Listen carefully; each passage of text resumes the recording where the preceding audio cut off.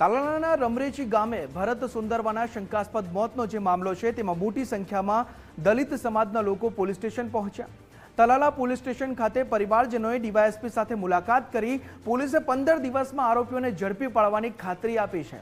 આરોપીઓ નહીં પકડાય તો આંદોલનની ચીમકી પણ દલિત સમાજ દ્વારા ઉચ્ચારવામાં આવી છે। ભરતભાઈ સુંદરવાની તાલાળા તાલુકાના રમરેચી ગામે જે હત્યા થઈ છે એ બાબતે આજે અમે સમાજના આગેવાનો, ભરતભાઈના પરિવારના સભ્યો, આ કેસના તપાસ અધિકારી અને નાયબ પોલીસ અધિક્ષક કેંગર સાહેબને અને એમની ટીમને મળવા માટે આવ્યા હતા। આજે અમને સાહેબે 27 તારીખ સુધીનો ટાઈમ આપ્યો છે। એફએસએલની અંદર ફોરેન્સિક રિપોર્ટ આવવાનો બાકી છે। રિપોર્ટ આવ્યા પછી ચોક્કસ દિશામાં પોલીસ કાર્યવાહી કરી શકે એટલા માટે અમે સાહેબને વધારે 5 દિવસનો ટાઈમ આપ્યો છે।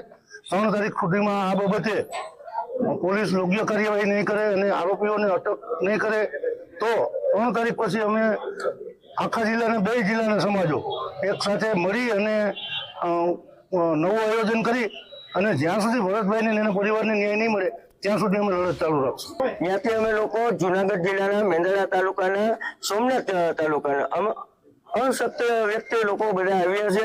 હજી રસ્તામાં બાકી છે આવવા માટે માણસો, પણ અમે કોલિંગ દ્વારા કીધું છે કે અહીં રજૂઆત કરીએ છીએ ત્યાં સુધીમાં પહોંચાય તો વાંધો નહીં, બાકી પછી આગળની કાર્યવાહી જે 27 તારીખ પછી થશે કે આનાથી ડબલ પબ્લિક હશે અહીંયા।